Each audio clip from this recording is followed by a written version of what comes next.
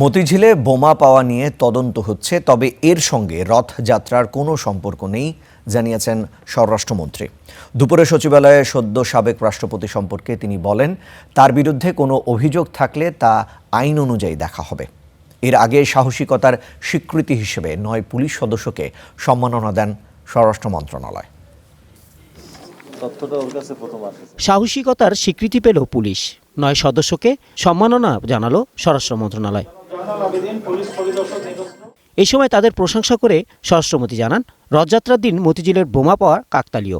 যে পুলিশ সদস্যরা এটি শনাক্ত করেছেন তাদের পুরস্কৃত করা হবে।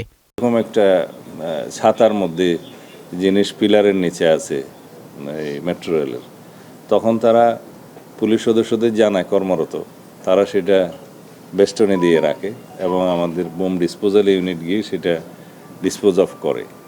এটা আমাদের সবসময় প্রস্তুতি থাকে, কিন্তু ঘটনাক্রমে এবং সময়টা ওই দিন হওয়াতে আপনি কাকতালীয়ভাবে মিলাচ্ছেন তার সাথে, এটার সাথে কোনো মিল আছে বলে আমি মনে করি না। পরে সদ্য সাবেক রাষ্ট্রপতির প্রসঙ্গ বলেন, তার বিরুদ্ধে যারা বক্তব্য দিচ্ছেন সেটি তাদের ব্যক্তিগত অধিকার, কোনো অভিযোগ থাকলে সেটি আইন অনুযায়ী দেখা হবে। রাজনৈতিকভাবে মানুষের কথা বলার স্বাধীনতা থাকবে, প্রতিবাদ করার স্বাধীনতা থাকবে, সেটা আছে। বিভিন্ন রাজনৈতিক দল, বিরোধী দলের পক্ষ থেকে এনসিপি এবং অন্যান্যরা তার বিরুদ্ধে কিছু অভিযোগ উত্থাপন করছে, সেটা করতে পারে, কিন্তু আমরা আমলে নেওয়ার মতো কোনো বক্তব্য ওখানে নাই। তিনি সাংবিধানিকভাবে দায়িত্ব পালন করেছেন এবং বিধিবিধান অনুযায়ী করেছেন।